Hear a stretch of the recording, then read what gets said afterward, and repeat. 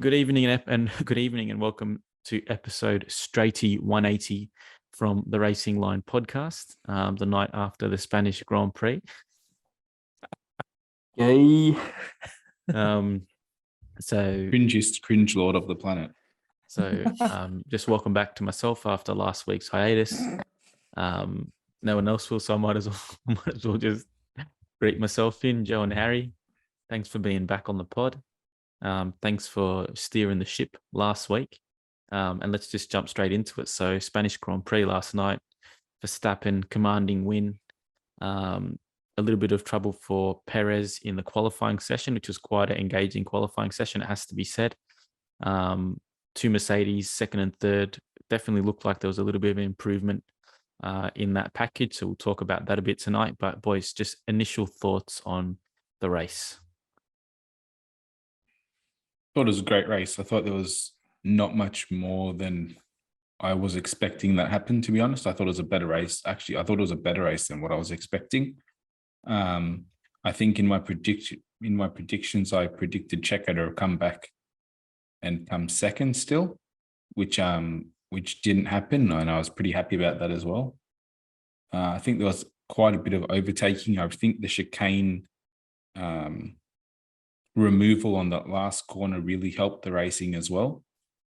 And all in all, I thought it was quite a decent race to watch, to be honest.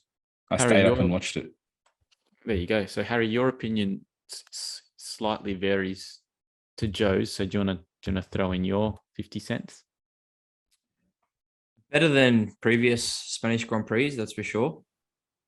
But you said it beforehand. The highlights package was all overtakes down in turn one because of the straight. Like there wasn't much happening throughout the rest of the track. The most interesting part for me was the different strategies. I think the fact that it was a two-stop race was probably the most intriguing part. It threw in a bit of jeopardy there. But in terms of on-track action, not much other than DRS passes, which was disappointing. But some really strong performances. I think Oscar showed that he can race wheel to wheel with most people on the grid, even though he finished 13th. Like you said, the Mercedes looked strong. Surprised that Fernando wasn't able to make more ground, to be honest. So that was something I found intriguing. And I did want to touch on it, but Checo, I said it after, I think, was it the fourth race when everyone was saying he's going to mount a championship challenge? I don't think this guy is at the level that they need him to be. And he only looks good because the car is so dominant. Yeah, okay. I think he's at the level they need him to be. I just don't think he's at the level of mounting a championship challenge. It's like third time this year that he's had a pretty sort of stupid mistake in qualifying that's left him, out of position. And I think what this race showed us with the upgrades that Mercedes have made is that maybe it might be track dependent, but it's not for granted that he can race his way back through the pack. We saw that at Monaco, which was a bit of we weren't expecting it as much at Monaco. But I think coming into this race, if you had told me he was going to start in, was it 11th? Where did Checo start? 11th. Yeah. If you told me he was going to start in 11th, I think I put him predicted to race back to second. So yeah, I think this year he'll be fine, but I think Red Bull themselves might be having a few, internal discussions about him, because realistically, if this sort of becomes the norm and it isn't more of an anomaly, then I can't see them sticking with someone who's going to make sort of these kind of uncharacteristic mistakes and make that into a pattern, I suppose, because it's going to hurt them when all the teams catch up. What did you think? What did you think of his ability to drive through the field, though? Because he did. I mean, listen, you can say he did it or the car did it, but I mean, there was a number of moves that he made into that first corner where that Red Bull was just, looked really easy to get past a few of the cars, the Alpha Tauris, the Alfa Romeo, the Alpine as well. But the interesting thing for me was, even like, you can say that he might not be the one to mount a championship push, and it's probably right purely based on the dominance that Max is displaying right now. But he did, he was able to bridge an 18-second gap, on, I think he started 18 seconds behind when he got to fourth on the, fourth in the race. He was 18 seconds behind George Russell, and then he finished, 3 or 2.5 seconds behind him. So, there's some serious pace that, he was able to use to close down that gap. But yeah, I mean, I don't think him having pace is what we don't think he doesn't have pace. And we expect him to race up to the back of those Mercedes as well. But in terms of the pattern of mistakes, when you would expect the grid to sort of, the gaps in the grid to shrink, like me and Harry were discussing last week with Stroll, and sort of that strength of driver lineup, you don't want someone who's making those kind of mistakes as your second driver, because when the grid sort of compresses, you need your second driver to be best of the rest if you're going for a team's championship. When you look at Mercedes with Hamilton and Russell, yeah, they're not on pace, but they're very consistently finishing back to back. So you sort of know that they're both maximizing that package. They qualify very close, they race very close, they have very similar pace. Checo races really well, sometimes qualifies really well, but also is having other races where his teammate is first and he might be last, or his teammate is first and he's 13th or 11th or whatever it is. And they're all driver mistakes. They're not like unlucky or him getting punted. They're all sort of him in those pressure moments, I would say, over-committing and then under-delivery. He's done it a few times this year. Like, think back to Albert Park as well. Another big talking point for this week's race was the Mercedes upgrade. They finished second and third.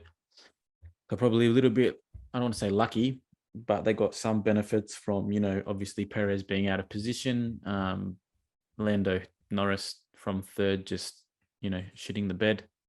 He was in an accident. Yeah, but it was unfortunate. Unfortunate. Yeah, I don't know. You put yourself in those situations as well. But what did you guys make of the Mercedes package this week? I mean, I think Hamilton finished, I want to say 18 seconds behind. 24. 24, there you go. So 24 seconds behind. George was another 8 seconds back. They definitely looked racy against the Ferrari, though, of Sainz. So what do you guys make of Mercedes upgrade package? Is it trending in the right direction? Something to get excited about yet? Yeah, I think so. I think I don't think we're going to see a massive jump toward the Red Bulls. I think what we're going to see is more even competition for those second and third places. I can't see them bridging that 24-second gap in the remainder of this season, but the fact that they were closer to the Aston Martins this race bodes well for that kind of battle, I think. I think. How about you, Joe? I'm way more optimistic for them, to be honest. I mean, I'm not expecting them to even win a race this year, but for when I think when a team brings an upgrade package to a track that all the teams know so well through testing, and you've seen sort of Ferrari bring their car for the last 2 years there and not be able to unlock the pace that the Mercedes was, and this was their sort of first weekend with that, or second weekend, but like first proper weekend with that new upgrades package.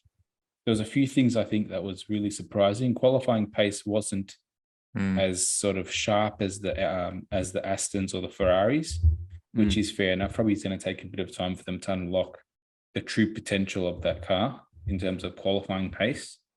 But then in terms of race pace, both drivers were really happy with the tyre wear, so they were able to run longer than everyone else, extend those hard tyres, and then that was able to give them a much more aggressive shot on the quicker tires. And both drivers reported the same thing. Like, man, we're really happy with where our tires are at the moment. Leave us out. They were able to overcut the Ferraris. And really, once they sort of did that, and they were sort of using the softer tires on those shorter runs, they didn't even look like they were going to get troubled by anyone other than Checo, to be honest. When I look at the championship now, I think if this is where they're starting from, I think they're going to keep that second place comfortably in the championship, to be honest. Me and Harry were discussing last week that they were already in second place and they were driving probably the fourth best car on the grid. So for them, I think to bring this kind of upgrade and it work better than those other two teams at a track that they should have been better set up for, I think is a bit daunting for Aston, and then even more so for Ferrari, because I think out of all the teams we were expecting more from this year, I think they're going to have a year where they're playing fourth fiddle. I'm interested to know whether the damage that Fernando sustained to his floor in qualifying impacted his race pace, because we know that he's been so much quicker than Lance all season. Particularly his home track. Yeah, if he was able to extract more pace out of that in the race, if he didn't have damage. So it'll be interesting to see at the next race where they're kind of at. Did they not have a second floor? If they didn't change the floor, they might not have changed it due to the salary cap. Like it definitely could make sense. Like I thought that about Fernando, to be honest. He looked so uncompetitive is probably the right word. I wouldn't be surprised if a lot of those cars who sustained floor damage probably had that problem, but he wasn't really able to race past anyone, to be honest. And did he end up finishing behind Stroll or just in front of him? I think behind him, wasn't it? Behind him, yeah. He had that radio message where he said he wasn't going to attack Stroll, even though he was within DRS. Yeah, so I think he knew, and if it becomes a norm, I'd be surprised. But I mean, still, for Mercedes, I think they're going to take it. And like we said last week, Stroll isn't helping the Constructors' Championship for them. So Fernando can race as hard as he wants, but I think the double points finishes that Mercedes are usually getting still gets them a higher combined points in most races. Do you know what the points count is right now? I think Red Bull's on 250, give or take. And then I think Mercedes is on like 130, 140, give or take. But I meant between the Mercedes and the Aston Martin right now. I think Harry's pulled it up. Aston's on 134 and the Mercedes are on 152. Okay. And we expect that to just increase based on this upgrade pretty much for the rest of the year then, right? Yeah, I expect it to increase as well, mainly due to the fact that Stroll is in the other car. Well, Alonso's got 99 of those 134 points. That's what I mean. It's very skewed. Whereas Hamilton and Russell are on 87 and 65. So it's a lot more even. Fair enough. Well, what did you make of Yuki Tsunoda's race? He seemed like he was a little bit racy. Had a bit of an all-Asian all-star match between Guan Yu Zhou going into turn one, took him wide, got a penalty. Don't really know why he got the penalty. I thought he was leaving enough room there. That was, a pretty good Japanese versus Chinese battle. What did you make of his race? I think Yuki's been uncharacteristically, I don't want to say like he's inconsistent, but I think this year, hopefully this has been a turn for him for the best in terms of consistency. And really, I'm choking on some water. I think really he's taken a massive step up since De Vries has come in that car and sort of maximized the points that are on offer for him. Hasn't made many qualifying mistakes. Hasn't made many racing mistakes. Like I was particularly surprised with him. I was even very surprised, pretty happy as well with the Alpine boys. to be honest. I mean, their car isn't. Well, their car isn't where it needs to be, but I think they're maximizing the points that they can get. Especially when you look at getting 2 cars in the top 10, and then you have someone like Leclerc who struggled so much through that race as well. I think for him, same thing as Checo. I would have expected him to at least race into the top 10. So for that not to happen, I think that's pretty disappointing I think that would have been pretty disappointing on his, behalf, but also where him and the team go. Like it has not been a great season. Can you pull up the Drivers' Championship H for a second and tell me how many points Leclerc's got compared to Sainz? So, where are we? Hold on. Making of Leclerc this year. It's a curious case. It's almost like the man. He looks like a shadow of his former self. So Sainz is on 58, Leclerc's on 42. So I've got an interesting theory about Leclerc, but I want to run it by you guys. So this was the guy that came into Ferrari, wrecked a lot of cars, but just wrecked a lot of cars with, really just, without tapering his ambition, like he was kind of just winning it or binning it. And I feel like, I don't know, but I feel like he's got to the point now where I don't want to say he's experienced enough, but he has experienced enough of that attitude and kind of binning the car and kind of coming away with nothing. And I just don't know if now that the car isn't in the place where it should be, he's kind of got this internal struggle between how hard he pushes the car, but also trying to keep it out, of an accident. And that's kind of affecting that raw speed that we've seen from him in the past. So I don't know if I almost feel like he can only, he performs when he's, like a lot of drivers, has full confidence in the car, but also just given his history with accidents, when he doesn't have that confidence, or, when the car isn't as he wants it.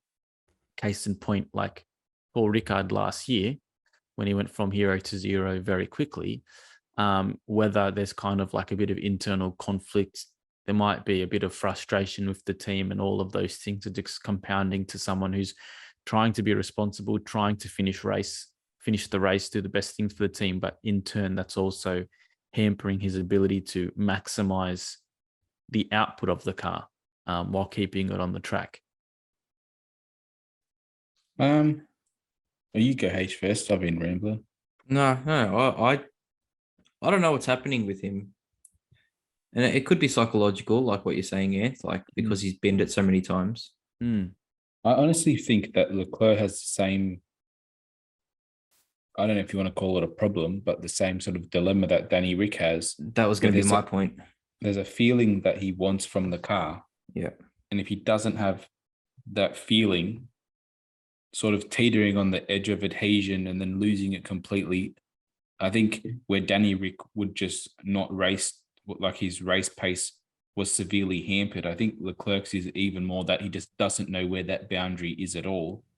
And he sort of makes a lot of sort of unforced crashes because he's giving it too much at stages where he shouldn't, where he probably should just go to like 95% or 90%, and he's just trying so hard to give it 110. I don't know if he can race like that. I don't know if he can race at, like, I feel like his driving style, like, I don't know if he can drive close to the limit without going over it, but it's almost like he needs a car that is like super set up for him.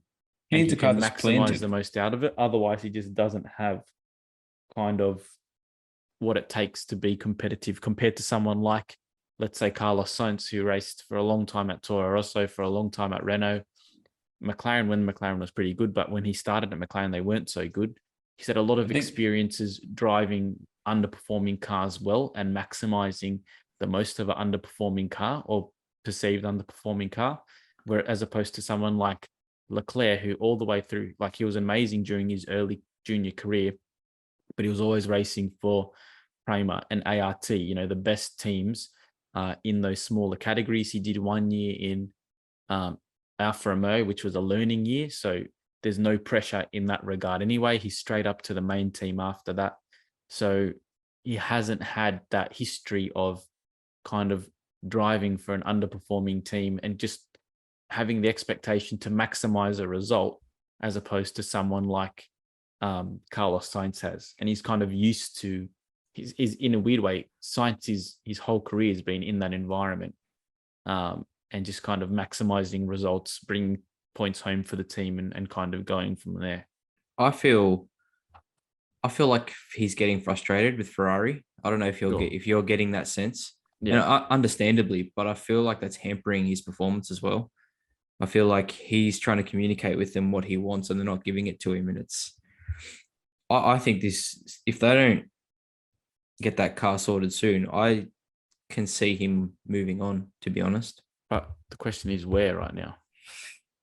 There isn't anywhere for him to go, to be honest. There's nowhere better to go unless Hamilton was to leave. Yeah, that was going to be my thing. Once Hamilton retires, like, wouldn't you have a Leclerc and Russell?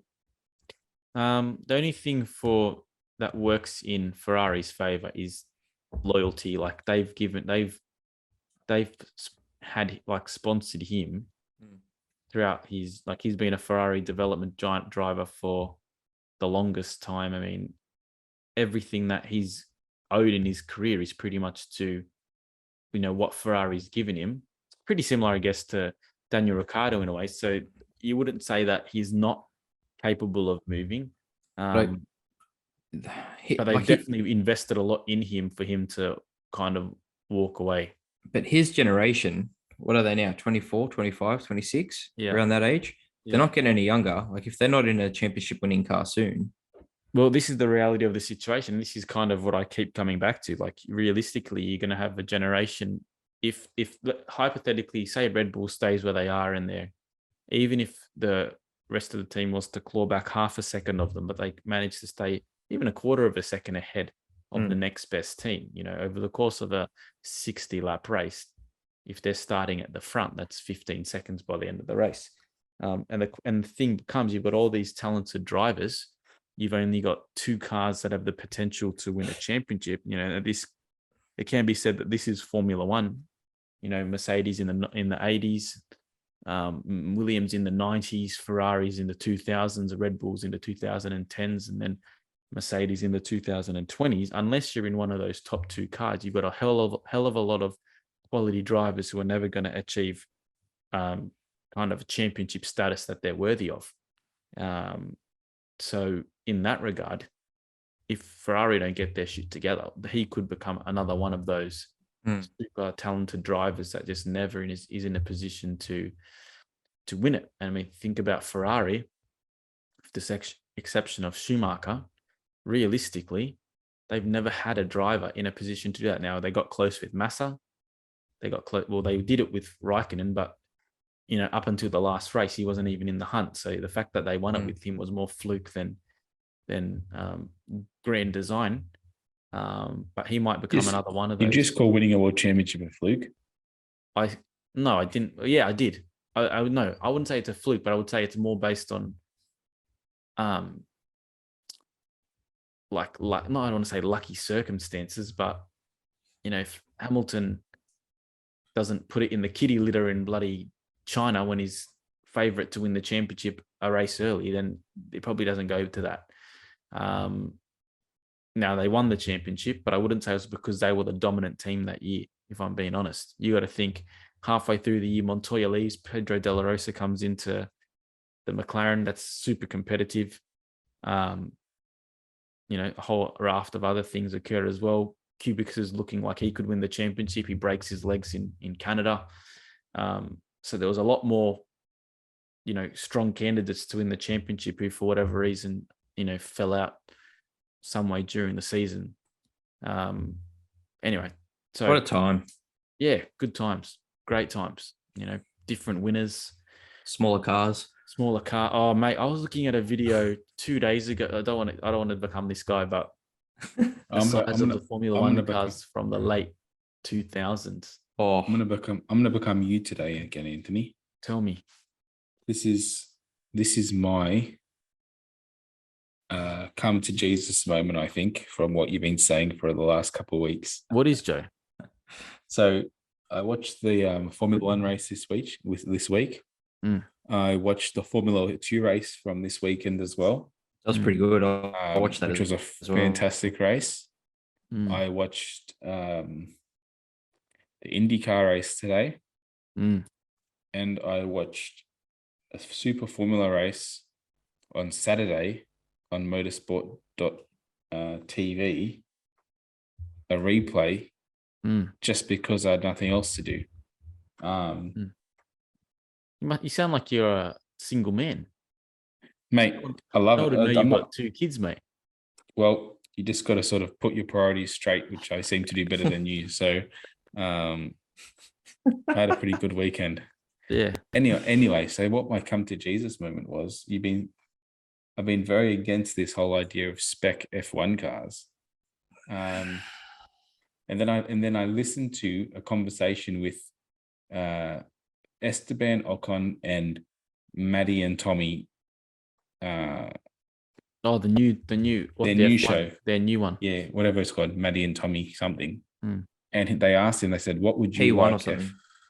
P1, that's it. What would you like? What change would you like in Formula One? And Esteban Ocon said, I want spec F1 cars. And they said, like, do you think that would be a pretty good do you think that'd be a good product for the fans? And he said, if you watch F2 and what product that is, and that's a spec car, he said, like, why wouldn't it be?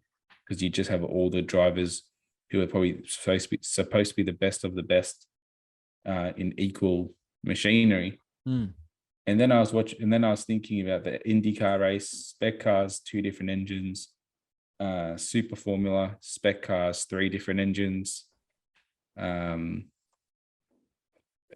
2 spec cars, same engine. If F1 had spec chassis, and then say that you could run manufacture engine, gearbox, maybe hybrid system built to a spec chassis, do you think the manufactureness, like the whole sort of manufacturer idea of that sort of concoction, would be enough to keep the manufacturers we had in the sport now still involved? So you've actually gone further than the argument that I've made. So my argument for so as a student of the sport, someone who so this was my thing, to keep it relevant for manufacturers, so that there is still the DNA of Formula One and the DNA of designing your own product, manufacturing, if you want to, rather than giving a spec car with a spec engine, etc. Rather than the spec being kind of what holds the formula together, that a lot of those other series that you've spoken about do. The actual formula would just be a lot more stipulated. So there are ways to measure downforce. There are ways to use torque curves and engine mapping to have to get engines that operate in the same way. For the most part, look at supercars. So what my whole idea is to make Formula One spec isn't to stop manufacturers from manufacturing, but saying, this is the torque curve that your engine needs to work at. This is the RPM that it can produce. This is how we want it to produce it, so that they're all producing it in the same way. You can still have DRS, or you can have a push to pass system. This is how much downforce your front wing can generate. This is how much downforce your back wing can generate. You can generate it however you want. When we do flow simulations, this is how much overall downforce your car can generate, how much it can generate under the car, the diffuser. So they are going to stipulate what the product of the car, or what the outcome is going to be for each of the cars. And then it's up to the team to produce a car up to that standard. Now, if they overproduce, then Formula One can pare it back. If they underproduce, and believe me, some of them might, then that's kind of the onus is on the team to build it up. So rather than making it spec, because that's not going to be something that entices teams, I would say it's really highly stipulated as to kind of the levels that they're producing to. And if they want to keep going further and spending more money on it, they can. But great, you've made your engine 30% more powerful. We're just going to detune it so that it operates at that particular thing. Or great, you've made your car, X amount more downforce. Go redesign it so that it's up to code. So the onus is actually on achieving those benchmarks. Yeah, and then realistically, you'd only have to test it once over the course of the year because it's something that can be designed. It doesn't have to have. You'll save money because you don't have development over the course of the year. It's ready to go by the start of the season. And realistically, once you've got that formula down pat, you can run that car for 3-4 years without having to spend any money on it. So that makes it a lot more, money saving as well. If you want to make Formula One more efficient, so run the whole formula for 3 years, 5 years, whatever. My whole argument though is based on the idea that not the argument, just the thought that watching all the sort of things back to back.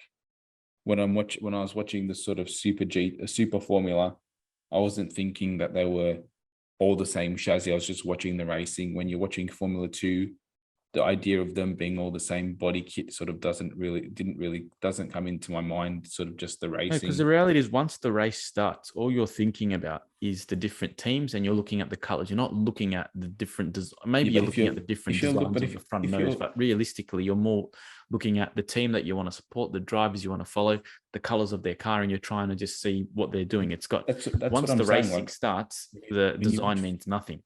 When you watch Formula 2, you're pretty much seeing a lot of Formula 1 colors anyway. There's 3 Red Bull cars, there's 2 Sauber cars, there's Alpines. 2 Alpines, I don't know if there's a Williams car this year anymore, but like you're seeing those colors anyway. I don't think it's going to happen, but watching all the other things, like all the other ones, giving them a little bit more sort of spectrum, sort of scope in terms of engine, hybrid, and gearbox, then as a fan, that the cars that are better, it's all to do with engine engineering or reliability, gearbox design, hybrid, and sort of hybrid deployment. So here's another hypothetical. But there's no aero difference. And I'm not saying that's the answer to all the questions. I'm just saying I think I've come around to that idea. And also the other thing I thought of was, we're talking about sort of saving money, salary, sort of, minimizing cost. Then you have the sort of ability to mass produce all these components of car. And instead of every team having their own spares and their own, army of spares, sort of switching out, bringing in should be a lot cheaper as well. But I was going to say, would that sort of identity of racing be something that you'd be interested in watching yourself if it was to go that far? Dude, my interest in racing. That's more for H. Oh, sorry. Okay, sorry. You had a monologue. Yeah, look, I think you got more chance of getting a chassis as a spec than you do dictating what their engine output is and all that sort of stuff. 100%. Just because there's how many manufacturers now that are coming into the sport from 2026. So I don't imagine. Well, they still would have to adhere to engine regulations as we speak. Yeah, that's right. Yeah. So as much as we'd love to say it, like even Brundle this morning said, or I watched it this morning, even Brundle yesterday said, DRS is getting a bit too powerful on some tracks, and maybe we need to limit it to 100 seconds per race, per car, and they have to opt when to use it. The fact that Brundle's talking about it now as well, because he's listening to the Racing Line pod. That's right. We spoke about this 6 months ago. Well, if you said you watched the F2 race, everything that happens in the F2 race, they still have DRS, but sort of that's the spec chassis. I think the thing that is still so understated is the fact that when you have a tire that goes off quick, like I don't understand why this hasn't been got onto, and I think it's just because the tire manufacturers don't want tires that are going off because it looks bad on sort of their product. But in terms of the racing, like that F2 race this weekend was awesome. There was so much, strategy involved. Tire strategy came in play. So much overtaking as well. Like the blueprint is there. They're just doing it on a smaller scale. Even the size of the cars, they're able to overtake around different parts of the track, and they can go 3 wide through that really long, right-hander turn 3. Yeah. They're going 3 wide through there. Good luck getting two F1 cars, pretty much safely through there. This is my thought with like the DRS. So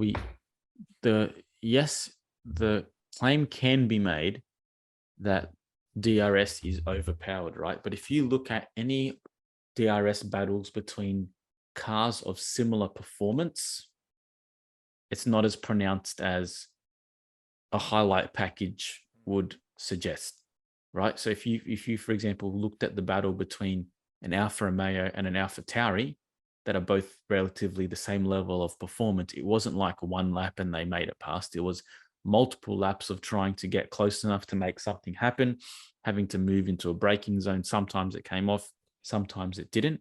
What we are seeing though, particularly with the DRS, is that when you've got cars that are out of, like, think about where the majority of overtakes came from. It came from Fernando Alonso, who was out of position, came from Sergio Perez, who was out of position, George Russell, who was slightly out of position, coming up to third, Perez coming up to fourth, Alonso making his way up from wherever he did as well.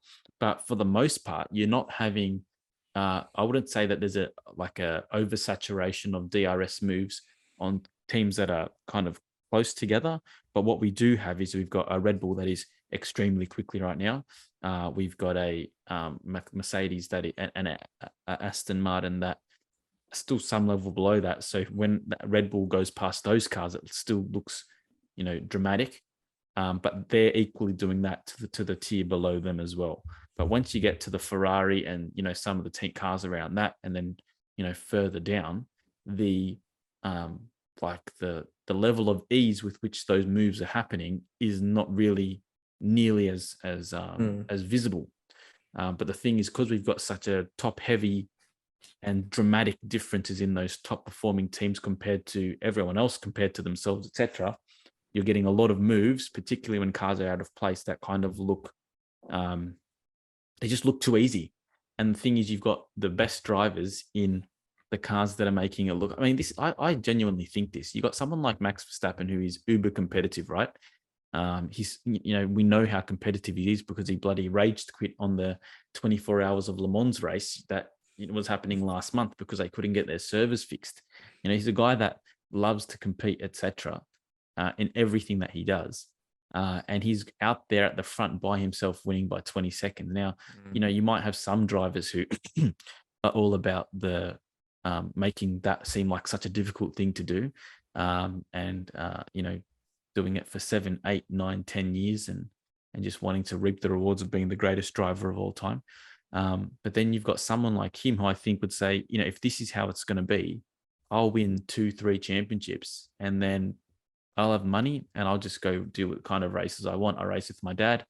I'll start my own team. I'll try to get into some of those competitions that you're talking about, Joe, something like WEC or even sports cars, where there is that competition, where there is that natural kind of, everyone is in it with a chance on their day, because he has nothing to prove. He's not the kind of guy who's got, any other motives for racing apart from competing.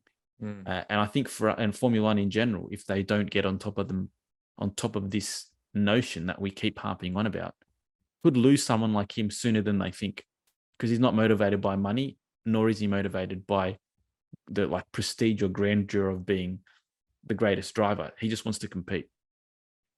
Yeah, he's already said that too. He won't stick around if it continues like this.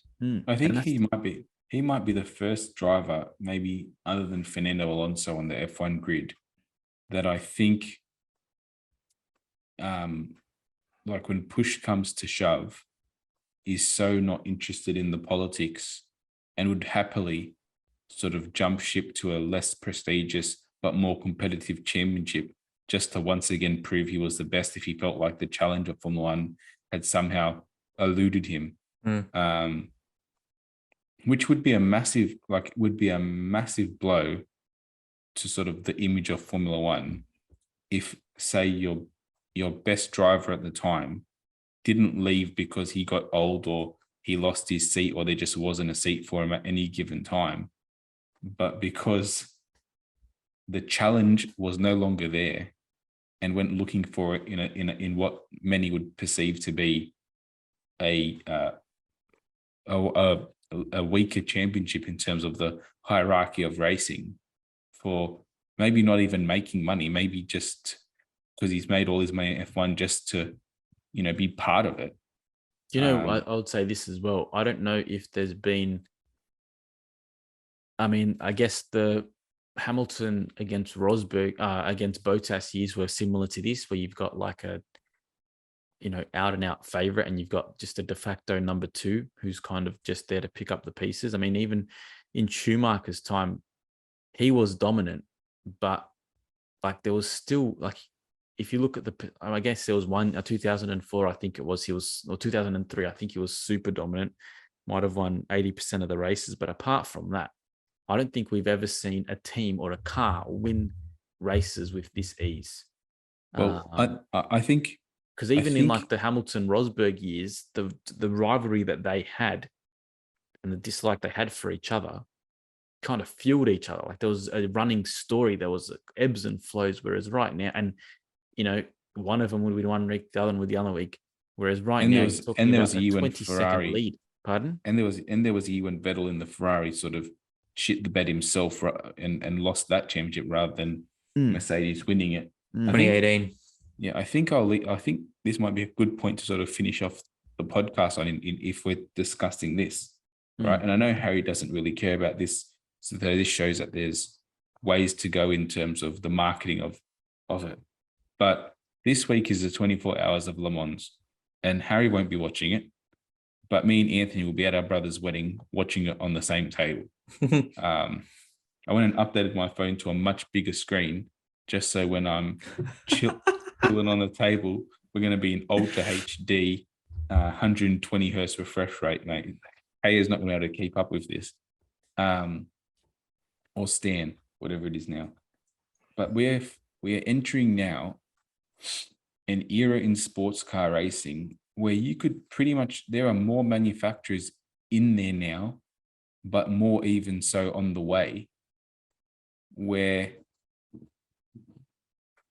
I think this race this weekend is going to be a massive test to not the compatibility. Compatibility is a wrong word, but the balance of really what these cars are built for.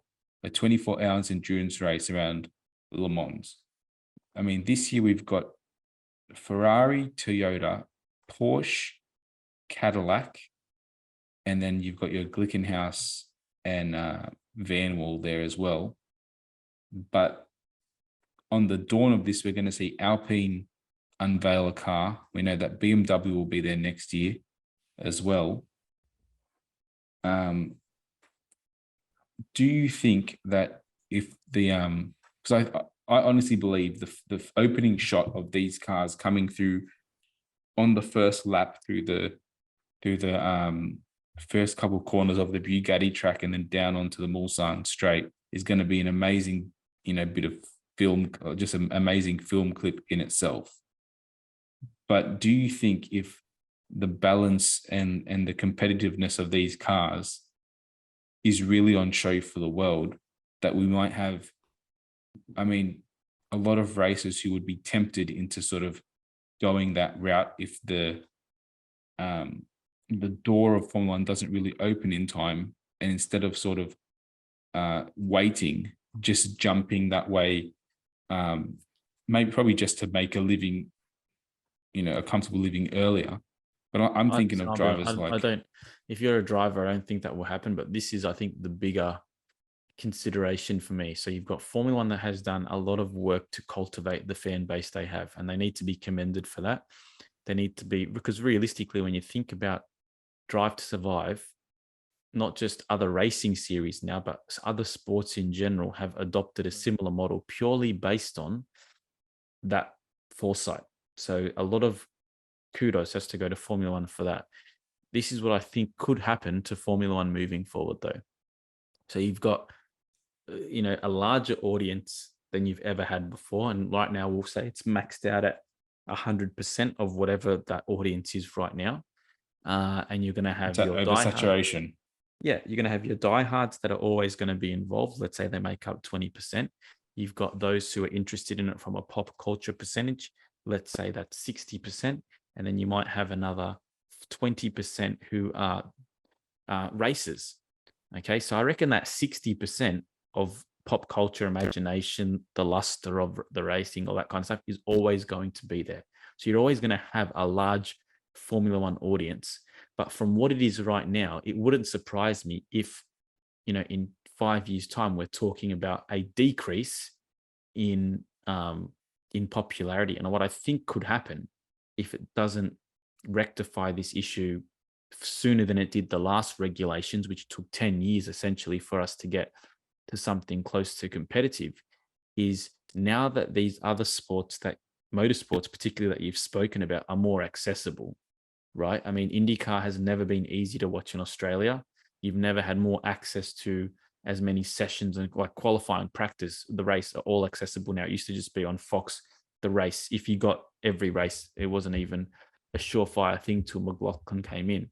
WEC, if you've got Stan, again, it's part of your package. So these racing series now are more accessible than ever before. And I don't know, if you're someone who just loves racing, and the competition of it all, and you start kind of seeing some of the other stuff that's out there, it wouldn't surprise me if Formula One lost some of its kind of motorsport passionate motorsport fans to other sports series or racing series purely based on their competitiveness. And right now, IndyCar is definitely on the incline.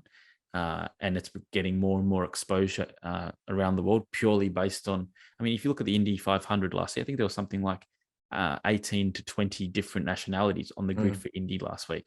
How good is that for that particular sport that used to be purely American / South American, Latin.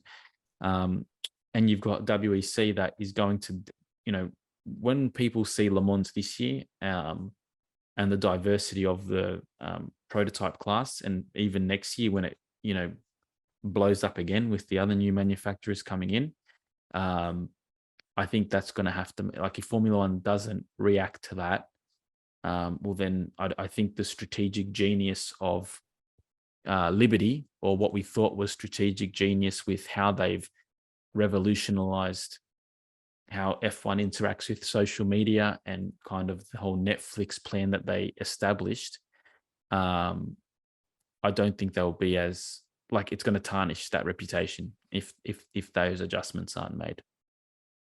I think, respectfully, I don't think Le Mans or WEC will ever get anywhere near Formula One in terms of popularity. But as someone, and you guys have opened my eyes to IndyCar, dude, for WEC, like someone who, sorry, yeah, I get it's amazing and all that. No, but even up until the 90s, the Group C era in Le Mans kind of had the same. It had the same aura as Formula One. It's just that sportscast has gone through its own lull that it's had to come out of. Yeah, but I also think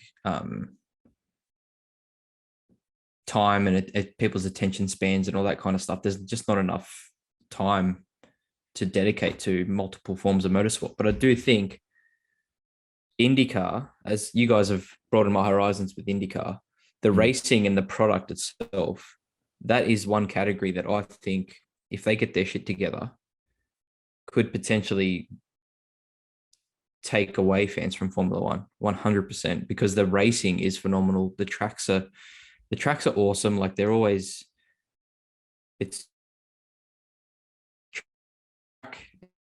grass. There's no runoff. It's proper race. I actually love IndyCar now. I So think it's fucking crazy that F1 is popping off in America now when they've got Indy. when IndyCar has never been so good. Could F1 be popping off because the IndyCar product has whet the appetite for open wheels in a way that it's never done so before? Be, but I think at the same time, I think if IndyCar wasn't proud and was somehow and thought about it strategically, I think all they would need is to do a double header at one of those 3 races. Vegas. You know what's really interesting, right? They raced at Detroit this weekend, yeah? If you look at the layout for the Detroit track, it is all 90-degree turns. And if that was a Formula One track, you'd say, this is going to be one of the most boring races I've watched. Right? It was an ugly ass track as well. It looked, I remember watching the initial drive through. I'm like, man, I don't know if this is going to be like an engaging race. Now, there was a lot of safety cars, probably a little bit too much. First time they've raced there, it's normally what happens on a street circuit. But there was a lot of awesome overtakings on a track like that. And what it shows me is that if you've got, like we keep talking about, systems in place that curtail and curb performance so that driver skill and the element of unpredictability. It was a bouncy track. Tires were going off. There were marbles that were collecting. If you allow the track, not like the word we keep using, to be unmanicured, the cars to be hard to handle, tires to go off very, very quickly, 2 very different compounds. If you allow for all of that jeopardy in a race, you can get a really good performance from a track that from a layout looked pretty uninspiring. You know what IndyCar needs? Yeah. And I think it'll explode. It needs a Max. It needs a Daniel Ricciardo. It needs one of those popular Formula One drivers to move across that all the Americans love and watch it just go gangbusters. I think that would be Danny Rick. If Danny Rick was to go, I think you would. I think if Danny Rick was to go to IndyCar, hands down, he would take Michaela and all the teeny bopper girls, as well as I would reckon at least 10% of casual F1 fans with him. But this is the thing about IndyCar. Like, IndyCar has been taken over by the Penske group, and they've done a lot of great things since their time there to kind of build the sport up, build the grandeur of the Indy 500, etc. They've got Kyle Larson running in the Indy 500 next year with McLaren, which might not mean much to some, but if you're an American and the biggest population is interested in stock cars and you're taking one of their best drivers right now, loved by all, and putting him in the Indy 500, that's definitely going to take some eyes off of your competition. But if I'm Penske and I want to build IndyCar to be international, I want to give it the opportunity to go and race in Australia or in, overseas, and have the government say, hey, we're going to fund it. You just come and race. You don't have to worry about X, Y, Z expenditure. We want to use it as a tourism opportunity. Mate, you take someone like Danny Rick and you say, listen, how much do you want? We'll get you in one of the best cars. They've got the best cars. We'll pay you what you want. And then you give us your exposure, you give us your charisma, and just give us a chance to build this thing. Like, that's what I'd be doing. If he doesn't get back into Formula One next year, I'd love to see him in IndyCar. Oh, mate, it would be awesome. And I think what you've got in IndyCar now, like, just to finish off on, is this melting pot of genuine talent. You've got drivers that were, in the Formula One scene that just didn't have the money, but in, all the junior categories were, on the way up. You've got people from the American scene. You've got young Australians and people that have raced in Australia that are either in IndyCar or in the feeder series. So you're getting all this international talent. IndyCar is a place where you can go see drivers from different championships come together and measure themselves. And they all measure up pretty well against each other. Like, if you were to tell me that you'd get Scott McLaughlin, Roman Grosjean, Who's someone from another championship as well? Hello. I don't know. Hello from you. No, not Palou, but who's someone who's like raced in like WEC, who's in IndyCar. No one's really done that, have they? No, WEC, not really.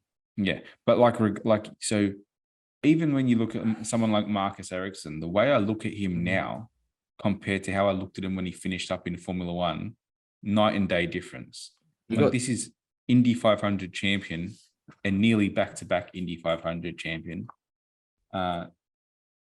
Championship competitor last year, second in the championship this year. This is the other thing. Like, you never knew if he was a good driver because he was driving in a car that was 3 seconds slower on the lap than the Red Bull. He did get spanked by Leclerc though. Well, fair enough. Like, Leclerc's probably a level ahead of him, and if Leclerc was to race him in, 2 go-karts, he'd probably do the same thing. But I think what you do see also is like people, like you've got people that are, you can say like someone like Pagano or Castroneves, who has raced not WEC but IMSA and been at the top of his game there, goes into, IndyCar, and it's not like they're as dominant. It's a much closer battle. And the other thing that you see is different teams on a week in and week out basis sometimes get their cars right, sometimes they get them wrong.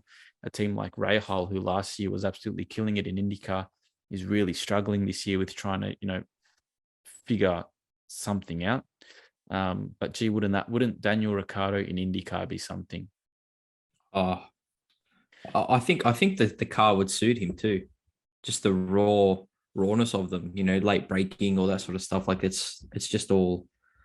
It's not as much technicality as there is in F1 these days. IndyCar is an international race away, or an international audience away from blowing up. Well, this pod went left. Wasn't expecting to talk IndyCar tonight. Bloody well it did. But that was a good chat. I think we'll leave it there, boys. Thank you, mate. Finish the same way I always do. Please continue to like, subscribe, share, tag Daniel Ricciardo. Ask him if he wants to race IndyCar next year. Let's make something happen. But Joe, Harry, thanks so much for your time. Appreciate it. And like always, keep chugging.